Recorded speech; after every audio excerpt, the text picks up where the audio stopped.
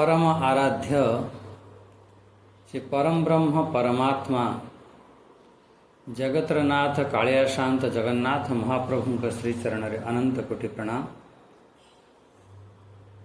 उपस्थित थिवा समस्त भक्तवृंद सुधीजन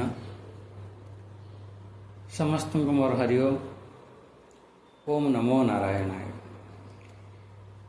आमे श्रीमद् भगवद गीतार द्वितीय अध्यायर 50 नंबर श्लोक पर्यंत आमे पहुँची गले। ये 50 नंबर श्लोक रे आमे गोटे चिंतन करथुले योगः कर्मसु कौशलम। यही शब्द को बुझिया पाई आमे गोटे प्रथमे गोटे जिनस आमे जानि नवा तापर स्वतः ही ये शब्द बुझी हो जे आमे बहुत बार एमिति संशय हुए कर्म बड़ ना धर्म बड़। जो माने धर्म को मानती से माने कहती धर्म ही बड़। आ किछि लोक जो माने कर्म को मानती से कहबे देखो तमे धर्म करू थाओ आउ एपटे अन्य लोक आसिक माड़ी बसवे तमे से पूजा पाठ रे बस थाओ करे। एमिति भी कहला वाला लोक मिले। किए कहब जे कर्म ही श्रेष्ठ, किए कहब धर्म ही श्रेष्ठ। एठी गोटे कथा को आमे विचार करिबा जदि जे कहब धर्म ही श्रेष्ठ खाली धर्म हिसाब रे यदि आमे करिबा ताकू एमिति भी कहा जाए दैव दैव आलसी पुकारे।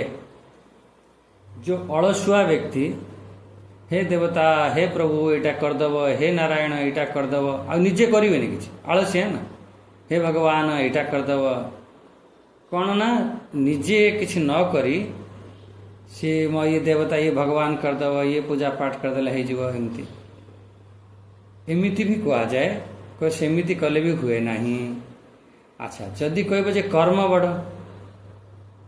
कहले जदि कर्म बड़ कहीदेव ताहले कर्म भी गोटे चोर भी तो कर्म करुच्ची डाकू आदि करुच्ची खराब कर्म जो कला वाला सी भी तो कौशल पूर्वक कर्म करुच्ची।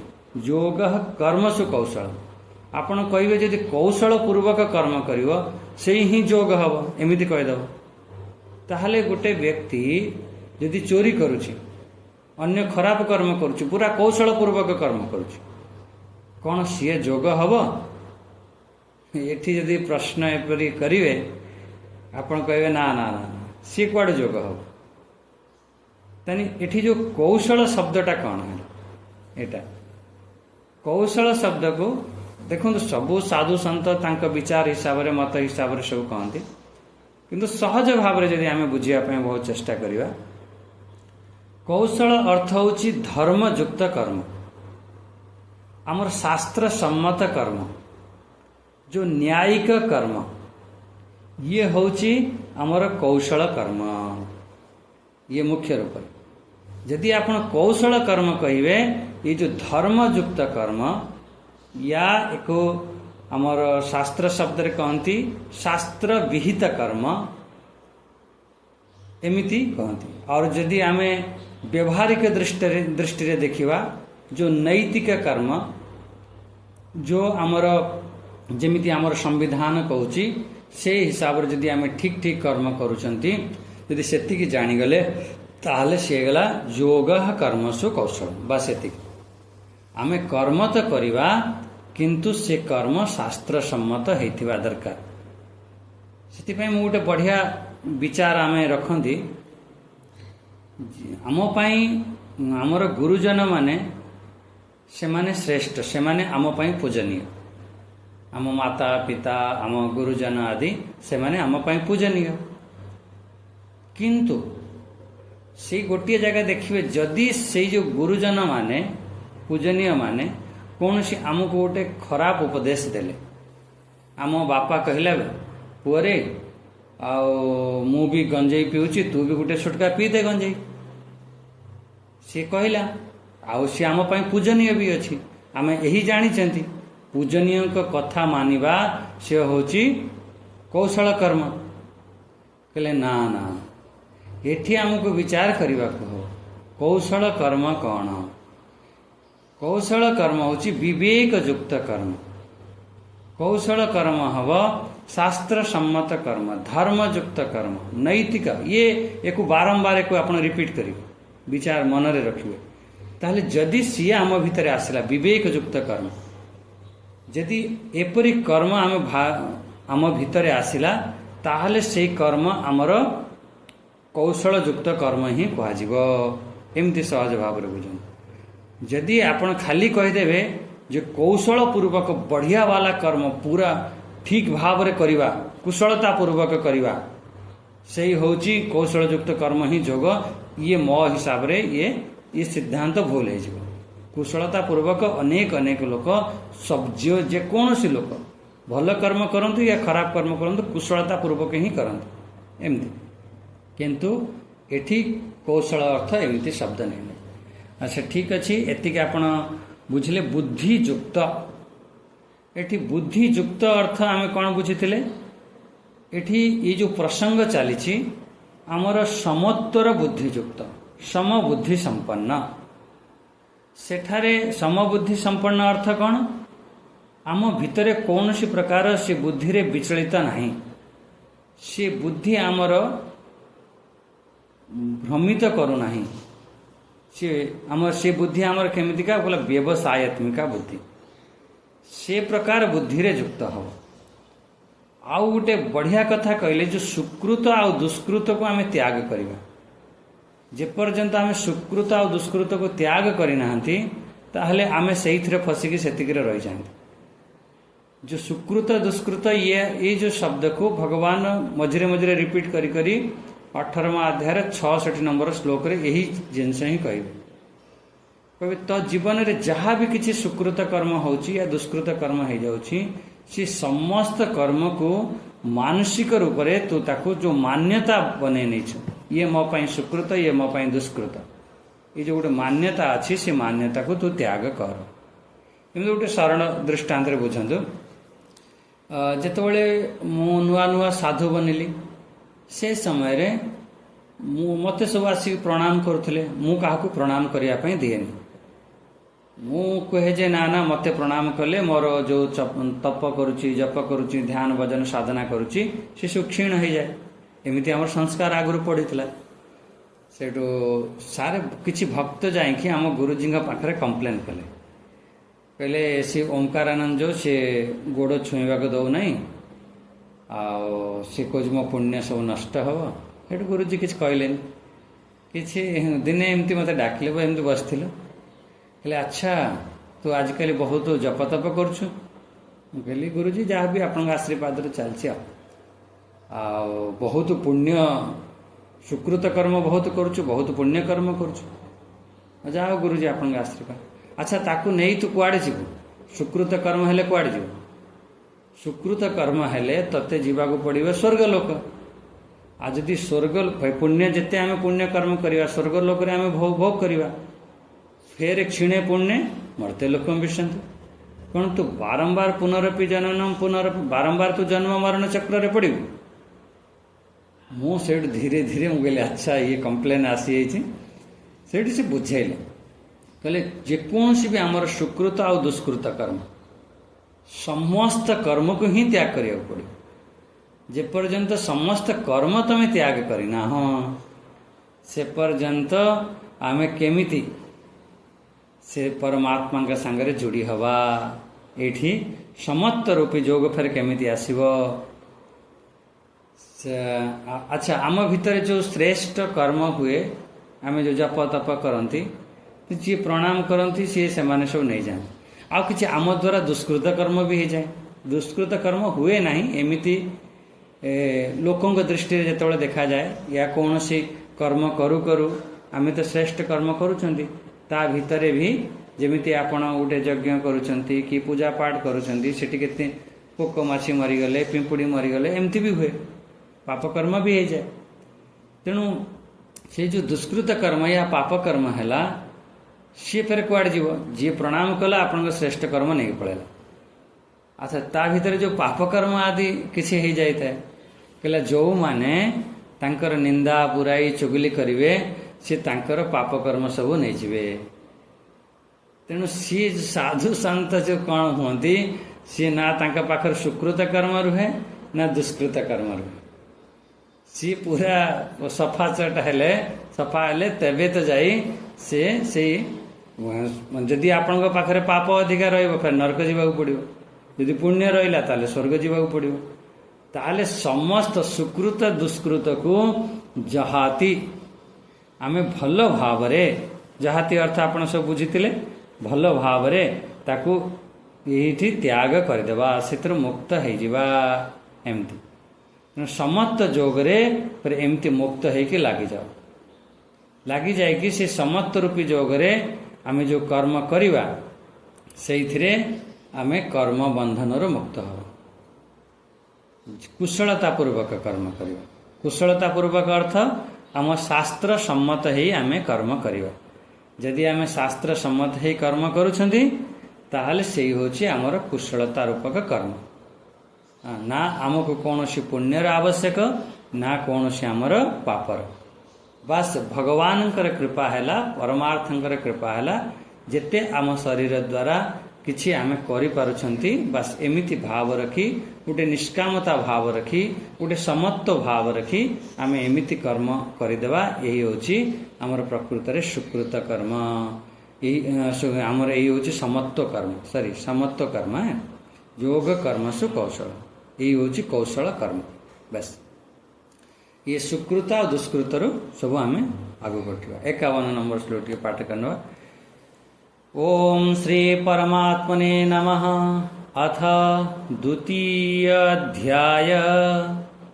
श्री भगवानुवाच कर्मजं बुद्धियुक्ता हि फलं त्यक्त्वा मनीषिणः जन्मबन्धा विनिर्मुक्तः पदं गच्छन्ति अनामयम् यदा ते मोहकलिलं बुद्धिर्व्यतितरिष्यते तदा गन्तासि निर्वेदं श्रोतव्यस्य श्रुतस्य च श्रुति विप्रतिपन्ना ते यदा स्थास्यति निश्चला समाधावचला बुद्धि तदा योगमवाप्स्यसि।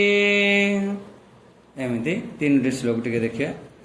प्रथम हेले एठी कहिदेले कर्मजम बुद्धियुक्ता ही, जो समतारे युक्त है कि जो बुद्धिमान साधक से तार बुद्धि केमिति समतारे युक्त है। पूर्व जो कह जाइथिला, पूर्व से बढ़िया से कौशल पूर्वक कर्म करी ता बुद्धि को समत्व करनी, समतारे युक्त करनी, बहुत किछि ता भितर आओ विचलित नहीं।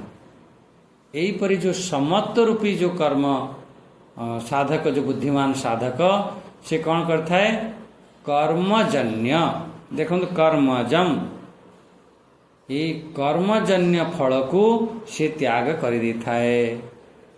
अच्छा, कर्मजन्य फल कौन? एठी तो लिखाई थी आपणकर जोठी देखिए, कर्मजन्य फल को त्याग कर दियंती, कर्म द्वारा उत्पन्न होता से जो फल को त्याग कर दियंती एमती। अच्छा, कर्मजन्य फल को त्याग करके ताहले से सबू जो कर्मजन्य फल से कौन है, से सब बंधनर कारण, से मुक्त हो जाता है।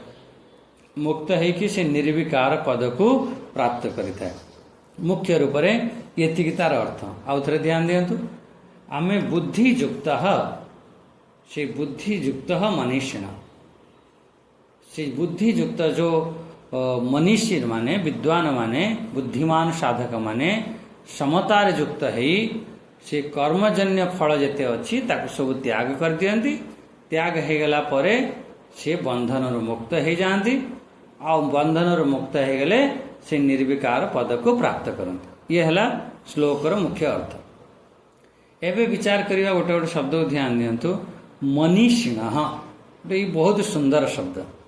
जितेबाला लोक माने ना रखती मनीषी, जो मनीषी मनीषिण, तो मनीषी अर्थ कौन है?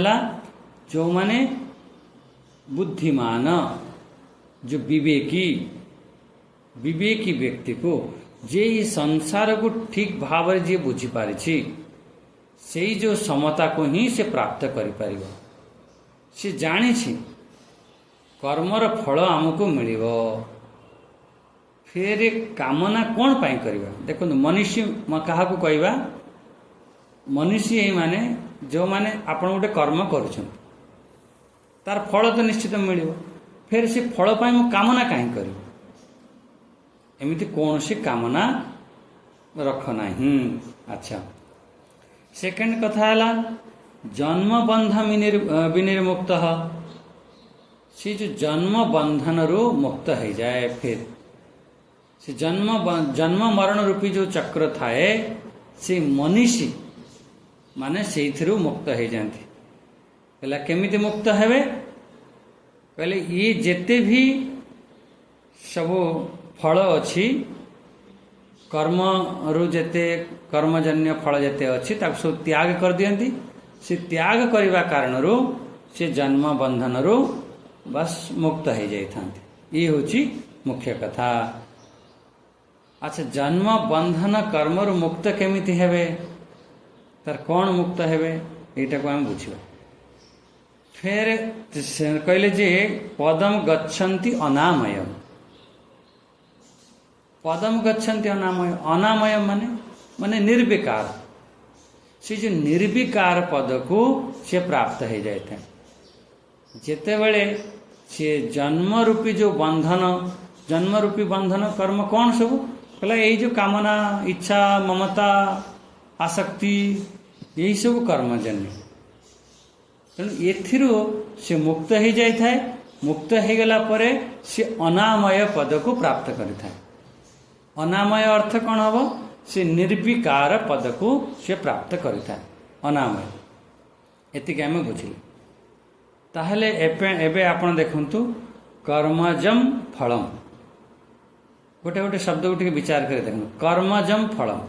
अच्छा, जो ज प्रत्यय लगे से आपण जानतु जो उत्पन्न, जेमिति आपणकर पंकज, जलज, उद्भिज, एमिति जो लगुची से बेले एठी कर्मज माने उद्भिज, जी जो माटी फाड़ी की जो माटी जो उत्पन्न होइछि, जी जलरु उत्पन्न हैला, जी पंकरु उत्पन्न हैला, जोठी ज लगे पंकज, पंकरु उत्पन्न हैला, से भली एठी होछि कर्मज, एठी कर्मरु उत्पन्न हैला। कर्मरु जो उत्पन्न हेथिबा फल। अच्छा, कर्मरु कौन फल हमको मिली? आमे जेतेबेले जो स्थूल शरीर रे या सूक्ष्म शरीर जेतेबेले परिभाषा करूँ तो गोटे संस्कृत रे परिभाषा हुए जमी स्थूल शरीर बाबद रे जे पंचीकृत पंच महाभूत कृत्यम सत्कर्मजन्य। सत्कर्मजन्य माने से पंचीकृत हो गला, पंच महाभूत पंचीकृत है, तापर सत्कर्मजन्य। या आमे कौन ना कौन गोटे भल कर्म करिसेंथि तारी फलस्वरूप आमको ये शरीर मिलला। ये जो स्थूल शरीर आपण देखुछंती आमको जो प्राप्त होइछि सेठी जो परिभाषा रे एमती सत्कर्मजन्य देखा जाए। तेणु आमको ये जो शरीर मिली सी होछि कर्मजन्य। आमे सेही परि कर्म करिसेंथि आमको सेही परि आमको शरीर मिली।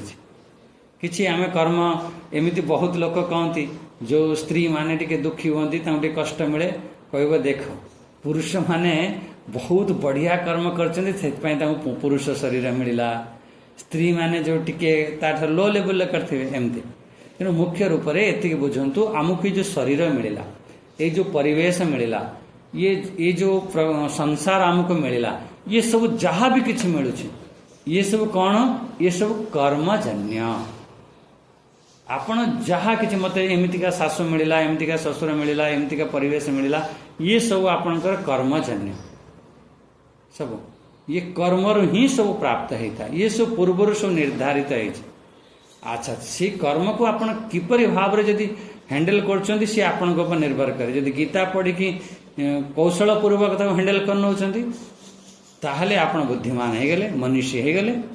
ये जो पूर्व श्लोक रे जो कह जाइथिला एतिके आपण बुझंतु आमर कर्मरु आमको कौन कौन प्राप्त है। कर्मरु आमको ये शरीर प्राप्त है, आमको ये संसार प्राप्त है।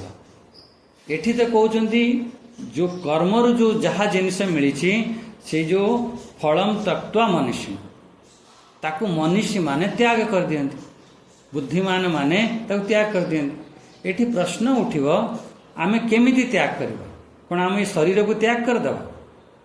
एठी तो सीधा सीधा लिखते कर्मरु जो उत्पन्न फल होइछि ताकू मनुष्य माने त्याग कर दियंती। यही एतिक आसिला आमे एतिक बुझी पळी था ना। कर्मरु कौन कौन मिली प्रथमे बुझ। कर्मरु आमको शरीर आमको संसार मिलला, कौन ये शरीर संसार को आम त्याग करदेवा? कौन भगवान यही त्याग करने कहते? यही तो तार अर्थ तो यही। तेणु एक बुझा पड़ो टे। एठी कहना जे शरीर त्याग कर, संसार त्याग कर। हाँ, एठी जो त्यागर जो अर्थ त्यक्त्वा फलम त्यक्त्वा शब्द देखु, एठी त्यागर जो मुख्य अर्थ हम एमिति नियंतु जे सेथि माने ता प्रति आमको जो ममत्व बुद्धि अच्छी, जो आसक्ति बुद्धि अच्छी, जो इच्छा कामनाएं अच्छी, से गुड़ाक सब त्याग करने कहुए। आमर जो गोटे संबंध बनई, संबंध बनइले आमे फेरे कर्म आमर ठीक कर्म निष्कामता हो पारे। ये हूँ मुख्य। आपण गोटे टिके पूर्व को आपण टिके मन पकांतु। जिते बड़े अर्जुन गांडीव धनुष नहीं छिड़ा हो गला, कहला मु युद्ध करी, देखा मो सागर किए युद्ध करवा आसो। शंख बाजिगला एमती घटना होता आप प्रथम अध्याय जानी। फिर से ही अर्जुन भगवान को आदेश माने प्रार्थना भी करिसेंती जे मो रथ को नहीं मझिरे रख, मुझे देखा चाहूँ। आ से अर्जुन कह मु युद्ध करी नहीं कौन पाई? से पॉइंट टाक सब मन रखा पड़ो। ये मुझे तीनोटी पॉइंट कही से जो पॉइंट कौन पाई से मना कला मु युद्ध करी। कहला सी जो राजा लोक को देखिकी, से जो पितामह भीष्म देखी, गुरु द्रोणाचार्य देखी आदि से मना कला। कहला एथिपाई मना कला। सेठी आमर तीनोटी दृष्टि थाए। गोटे हैला पाप दृष्टि। जदि से देखी था एमाने सब पापी अछंती, एमाने सब अन्यायी अत्याचारी आततायी अछंती, तांकु ये समाज रो हटेइबा ये आमर कर्तव्य। ये दृष्टि देखी था जदि ताहले से युद्धरू ओहरी न थांते, पळेया पई कहि न थांते। सेकेंड कथा है जदि खाली मनुष्य दृष्टि भी देखता थे, जी दुष्ट व्यक्ति अच्छी दुष्ट कर्म कर फल मिले, ये भी देखिलेनी। कर्म दृष्टि भी देखिलेनी, जी जो भाया कर्म कर फल मिले, से माने से कर्म कर फल मिले। कर्म दृष्टि देखिलेनी। से देखिले कौन संबंधी ये मोर एमती नुहे। अर्जुन युद्ध करने डरू नथिला। अर्जुन बहुत महान वीर थिला, किंतु जेते बेले देखनेला मोर संबंधी, सेठू सबू प्रॉब्लम आरंभ हो गला। सबू प्रॉब्लम एठी से जो संबंधी जो देखुच, एठी भगवान से कथा कहउचंती से तक्त्वा। जदि तमे सेठी संबंधी देखिनेल ताहले आमे फेरे स्वार्थ रहित कर्म या निष्काम कर्म हो पारिबनी। जदि संबंधी देखा सेठी आपण निश्चित रूप से सकाम रूप पलि आसो, या आम यहीपरि मो निज लोक अच्छी एमती।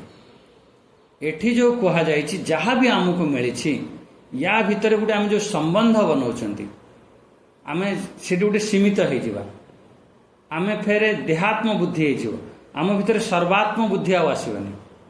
सर्वात्म बुद्धि आसवाई हेले आमको कौन करने को पड़ो? सेथिपाई आमको ये जो संबंधी ये जो दायरा रे अच्छ एक आपन हटेबा को पड़ो। तेबे आम गोटे देखु जिते बड़े आम माने गोटे साधु संत हेले सी तांकर कौन थाए ना, से गोटे तांकर बहुत बड़ विचार थाए, सोच थाए। कौन बड़ विचार थो? कहीं गोटे सीमित विचार से पलि आछन, सीमित दायरा। आपणकर बुद्धि से मो परिवार, मो झील, मो पुओ, मो घर, मो द्वार, मो नाती नातुणी यार भितर सीमित रे रहिबे। गोटे साधुर सी तार विचार असीमित हो जाए से जो सीमित जिनस को त्याग करने कहते से जो संबंध को ये त्याग करने कहते ये घर छाड़िया कहना एठी जो फलम तत्व शरीर छाड़िया कहना कर्मरु ये सब फल मिली आम भितरे अहम ऐसा मम एते ये शब्द को बारंबार मु कहि बारंबार मझे मझे मझे मझे कह जो मु आ मोर भाव एक अहम ऐसा मम ऐसे को त्याग करवा से ही होची हमर कर्मजम फलम तत्वा जेपर्यंत मु मोर भाव अच्छी सेतबेले आम भितर गोटे विस्तारता आसोनी संकोचपण आसो एतिकी दायरा भितर रहा गोटे राजा को तार गोटे छोट परिवार देखिबनी पूरा से देखिबा हमर 140 करोड़ लोक को देखा पड़ो पूरा आम कृषक समाज को देखा पड़ो पूरा आमर समाज को पूरा धार्मिक समाज जो अच्छी ताको देखा पड़ो से लड़ीगला गोटे देश सांगे कौन अच्छी तार समष्टि बुद्धि सी चाहिए तो मु तो बढ़िया अच्छी बास ठीक अच्छे सुभाष बोस को देखो सी गोटे बहुत बड़ अधिकारी बनी जाते राजा भली रही था किंतु ना मु राजा परी रहिले मोर कौन मूल्य नहीं पराधीन भारतर मु गोटे राजा परी रहिले सेठी तांकर बुद्धि केमिति आसला समष्टि बुद्धि जेतेबेले ये जो कर्मजम फलम तत्वा तापाई तांको बहुत बड़ त्याग करने पड़ा आपण मैंने सब जानी जदि आपणकर असीमित विचार को आने हम से व्यक्ति कर्मजम फलम तत्वा आपण प्राय बुझीपारे ये जितेबले आम से जिनसटा को प्राप्त करवा से हूँ प्रकृत में मनीषी से प्रकृत में बुद्धिमान विवेकी से प्रकृत से बुझीपार फिर से ही व्यक्ति जन्म बंध विनिर्मुक्त जो बारंबार आमको जो जन्म होची आम सब होचंती से जो जन्म हवार जो कारण तार नष्ट हो आउ बारंबार फेरे से आउ जन्म मरण चक्र में पड़ोनी जमी 15 अध्याय कहे ना असंग शस्त्रेण दृढ़ेन छित्वा असंग रूपी शस्त्र रे ये संसार को छेदन कर दियो यही आपण 15 अध्याय फिर जो पढ़िया विचार करवा असंग रूपी अस्त्र द्वारा छेदन कर अरे भाई असंग रूपी अस्त्र द्वारा ये संसार को छेदन करी कौन कहले तत्पदम तत् परिमार्गितव्यम से जो पद को अन्वेषण कर खोज कर आम गोटे धान को उपाड़ी देले उपाड़ी की जो धान तला जो करते ना उपाड़ी पकेले अरे उपाड़ी तो पकेल उपाड़ी की फिर तो लगे पड़ो ना फिर अलग अलग कर लगाओ तो बढ़िया धान हो से परी आम मन को ये जो संसार रे जो कर्मजम फलम रे जो लागिक रही सेठू आम उपाड़ी की काढ़ीदेले काढ़ी कि कौट करेंगे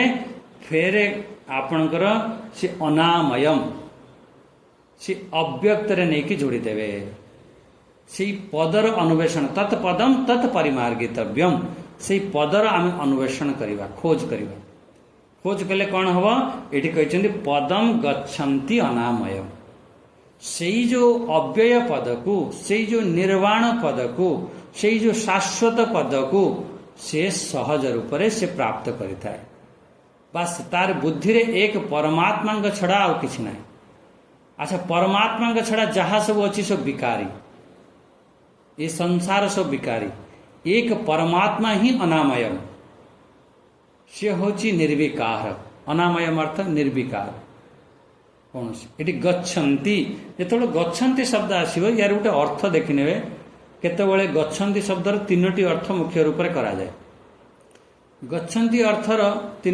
गच्छन्ति शब्दर 3टी अर्थ कौन सी ज्ञान को नेबे से ज्ञान को प्राप्त करिवो एमती नहीं नेबे गच्छन्ति अर्थ एमती नहीं नेबे जे से गमन करिवा चली जीवा गच्छन्ति गच्छन्ति शब्द एमती करनवा जे ताको प्राप्त करिवा गच्छन्ति मन ताको से प्राप्त करिनेला से सही पद को से जगह को चली गला से ज्ञान रे से स्थित हो गला एमती सब अच्छे जितेबाला आम से पद को प्राप्त करनवा या ज्ञान रे स्थित हवा स्वतः ही अज्ञान नष्ट हो से पद को एठी प्राप्त करनी बस एठी बढ़िया कथा है जेमिति आपणकर प्रकाश जलिला अंधकार दूर है, जेमिति ये सब आपणकर से पद को आम प्राप्त करने जेमिति ये सब त्याग कले, त्याग कला पर से पद को आम प्राप्त करनबा या से पद को प्राप्त कले ये स्वतः ही छुटीगला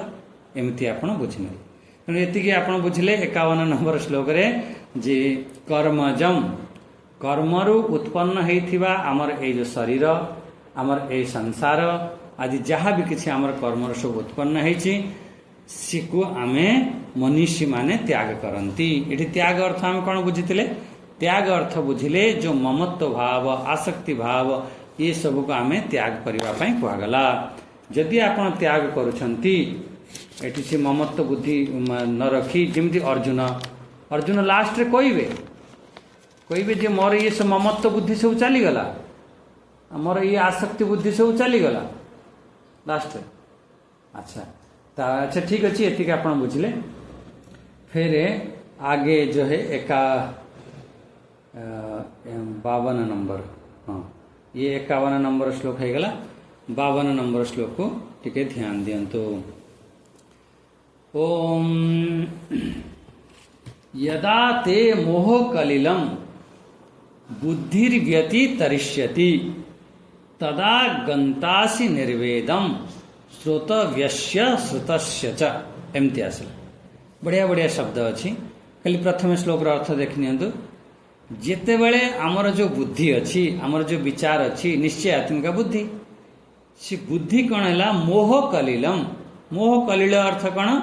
मोह रूपी गोटे दलदल अच्छी, मोह रूपी गोटे पंक अच्छी जो कादुआ कहदियो पंक कहदियो दलदल कहदियो कौटी काद कहती एमती माने अच्छी से फसीगले शीघ्र बाहरी पारिबनी।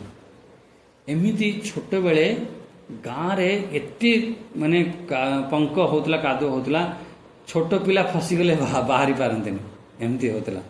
बहुत कष्ट होतला जीवा आसा। वर्षा दिन तो बहुत कष्ट। गुड बालुआ माटी रे तो शीघ्र बाहरी जीव, जो चिकटिया माटी थाए सेठी छोट पिला फसीगले शीघ्र बाहरी पारंतनी। कोड गाई वगैरह फसीगले बाहरी पारिबेनी एमती भी हुए। एमती सही पर ये मोह कलिलम मोह रूपी दलदल रे जो जहार बुद्धि मोह रूपक दलदल रु मोह रूपक पंकरु जहार अतिक्रम करिगला सेते बेले तुमर जो शुणी थिबा आ भविष्य रे जो शुणिवार जो संभावना थिबा माने एठी दुईटी शब्द श्रोतव्यस्य श्रुतस्य च एक विचार करिबा। यार माने यही लोक आ परलोक संबंधी समस्त प्रकार भोग प्रति तार कौन होता है तार सब वैराग्य प्राप्त होता है। गंतासी निर्वेदम तदा गंतासी निर्वेदम निर्वेद हो जाता है। निर्वेद अर्थ वैराग्य से वैराग्य को प्राप्त कर जाता है। ये आउ थे ध्यान दियंतु।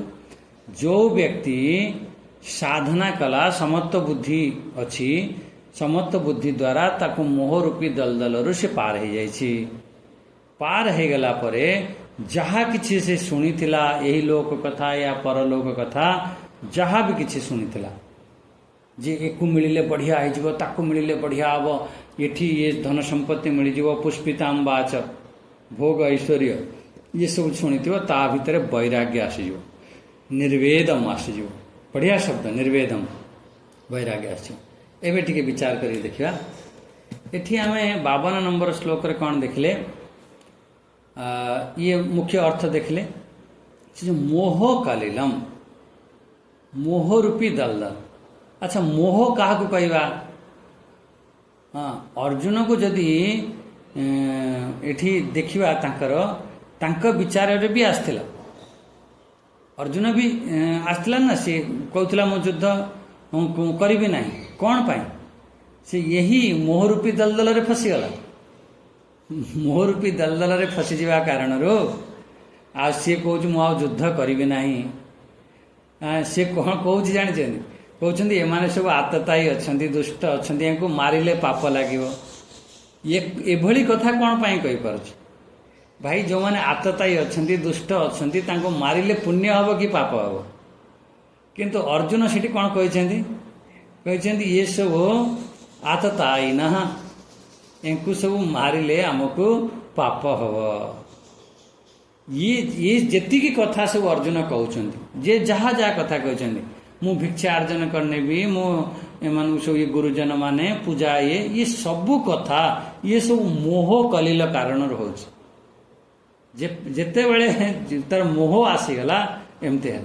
अच्छा अर्जुन युद्ध केते कला जेतेबेले से अर्जुन निजे स्वीकार करचंती नष्ट मोह मोर मोह चलीगला से जो मोह रहिबा कारण ता भितर जो स्मृति थिला जो श्रेष्ठ विचार थिला सी सब चली जीव कौन करिबा कौन न करिबा से आ तुम काम करियोनी से अर्जुन कन्फ्यूज हो जाते धर्म कौन अधर्म कौन युद्ध करिबा धर्म कि युद्ध न करिबा धर्म ये गुरुजन मान को पूजा करिबा सी धर्म कि इनको बाण मारिबा धर्म बहुत बार आम फसी जाती बहुत बार एमती।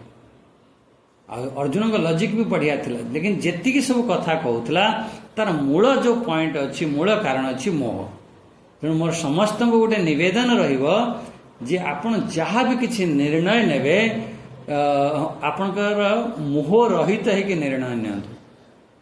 जदि मोह बढ़िया निर्णय आपन होचंती अर्जुन बढ़िया बढ़िया कथा कहते किंतु समस्त कथार मूल कारण होगा मोह शोक। तेणु से निर्णय फिर भूल हम बिल्कुल भूल हम। तेणु एठी भगवान एठी स्पष्ट शब्द कहते मोह कलिल। अच्छा एतिक आप बुझीपारे जी मोह रूपी जो पंख अच्छी से पंखरु आमे प्रथमे पार हवा जितेबाला से अर्जुन ये जितेबाला कहते जे मोर आउ कौन मोह नहीं मोर से जो स्मृति को फेरी पाई जो स्मृति मोह कारण चली जाइथिला अर्जुन भी कहते अर्जुन दुर्योधन कहते तार ये जो मोह कारण यार चित्त जो उपहत हो जाइए यार विवेक शक्ति हरण हो अर्जुन वचन कहूँ और दुर्योधन यार मोह कारण चित्त यार मोहित हो जाइए या तार विवेक शक्ति हरण हो जाइए एमती। तेणु ये बहुत बड़ आ निजर मोह को से देखुना से अन्यर आमे अन्यर सब जिनस देखापी बहुत बढ़िया देखी नि निज दोष को आमे देखी पारती नहीं। अच्छा ताले आमे बुझिले कौन जी मोह रूपी दलदल जी पार पाईगला से कौन हम तदा गंतासी निर्वेदम फिर ता भितरे वैराग्य उत्पन्न हम जहाँ पाखरे जेते मोह थिब सेते से आसक्त हम आ जहाँ पाखरे जेते से मोह चलीगला सेते से वैराग्यवान व्यक्ति हम। ये सब पारामीटर अच्छे आपड़ जान आपड़ छोट छोट कथार परिवार सुखी दुखी होचंदी बहुत ता माने आपड़ निजको निजे ये देखो कौटी ना कौटी मोहरे आम ग्रस्त अच्छा घोर मोहरे ग्रस्त अच्छा जिते आम भितर वैराग्य आसो से आमर ये कहते तथा गंतसी निर्वेद। हाँ ये जो दुईटी शब्द ये जो प्रयोग करछंती गोटे शब्द प्रयोग करछंती श्रोतव्यस्य ये देखो गोटे शब्द अच्छी श्रोतव्यस्य आ गोटे शब्द है श्रुतस्य ये दुईटी शब्द तेणु अर्थ श्रोतव्यस्य अर्थ कौन हम श्रोतव्यस्य अर्थ हम जहाँ आमे सब शुणी किंतु ताकू सेठी आमे पहुँची ना अनुभव ना आमे शुणी एमती केमिति आपण शुणी गोटे वैकुंठपुर सेठी नारायण अच्छी क्षीर सागर अच्छी सेठी सब बहुत माने तांकर प्रत्येक वैकुंठपुर रे गोटे कण भी जदि गोटे धूली कण भी आमको प्राप्त हो गला ताहले आमर धन्य हो एमती सब आम शुणी था। अच्छा एमती शुणी कैलाश पर्वत जोटी स्वयं भोलेनाथ विराजमान अच्छा मुझे भाव बन कि मुझे जाइली कैलाश ये 10-11 वर्ष तलर कथा मुझे मु कौन शुणी जे कैलाश पर्वत रे सेठी झरणा अच्छी सेठी हंस खेलुंट सुंदर उपवन अच्छी बगीचा अच्छी सेठी भगवान भोलेनाथ माता पार्वती वासस्थान आठी सुंदर वातावरण आउ पूरा मन मोहित हो जाए ये वो सब शुणी एमती कैलाशंकर वर्णना तापर मु जाकि पहुँचली मु आपको बिल्कुल सत्य कहूँ मुझे जाकि पहुँची सेठू मुझे कैलाश पर्वत को सेठी दर्शन करके प्रणाम करके यही कहली प्रभु द्वितीय थर मत के आठिक डाकनी यही मु मागिक आसती मु कहली सबकि मोर पास सामर्थ्य हेले भी सुधा द्वितीय थर मत आठिक डाकनी माने एते कष्ट है ऑक्सीजन लेवल पूरा कम हो गला आठी बहुत प्रोब्लेम है जहाँ भी हो आम सांगे जो लोक थे केते जन मरीगले निज लोक मरीगले देखुं सब नहीं जाऊँ फेर सांगे सांगे एमती भी बहुत प्रबल ठंडा ऑक्सीजन लेवल कम हो गला एबे तो सब बहुत सुविधा हो गला एमती अच्छे तेणु सेठी कौन मु शुणी कैलाश ये वाला कैलाश नुह कैलाश लोक गोटे अलग अच्छे जोटी भोलेनाथंकर बास जमी वैकुंठ लोक साकेत गोलोक कैलाश ये सब शुणी थिबा जे सेठी एमती हेले बहुत बढ़िया बढ़िया ये हूँ श्रुतव्यस्य ये जो शब्द देखु ये श्रोतव्यस्य आम शुणी किंतु सेठी अनुभव ना से जगह अच्छा श्रुतस्य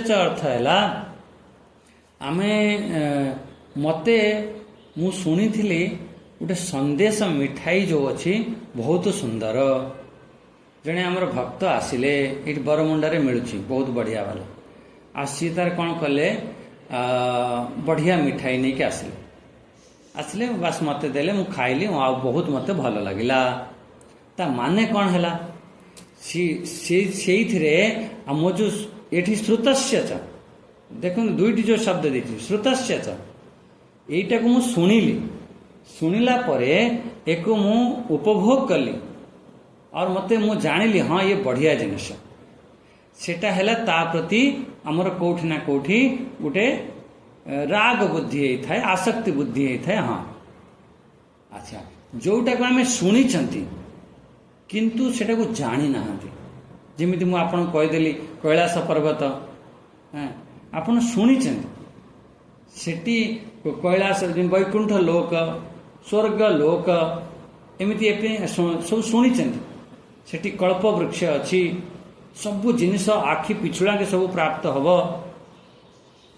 से प्रकार भी आम भितर कामना उठे जे मते से स्थान को प्राप्त करने मु कौन करी कि यज्ञ करुच्ची हवन करुच्ची पूजा पाठ करुच्ची कौन पाई मते स्वर्ग प्राप्त हो मु इंद्र बनिबी सी हूँ श्रोतव्यस्य आश्रुतस्य च मते एठी धन धान्य संपन्न मिलू मोर पद प्रतिष्ठा मिलू मते मान सम्मान मिलू गाड़ी घोड़ा मिलू ये कौन श्रुतस्य च एथिरु जे निर्वेद हो गला बहुत बढ़िया ना मते प्रत्यक्षर कौनसी प्रकार सुख भोगर इच्छा अच्छी ना परोक्षर माने सेठी कौन सी सुख भोगर इच्छा अच्छी ना ये जगह ना से जगह सी हूँ बढ़िया कथा समाधाव हाँ ये था श्रुतस्य ता भीतर वैराग्य उत्पन्न है अच्छा 53 नंबर श्लोक देखंतु श्रुति विप्रतिपन्नाते आमर श्रुति विप्रति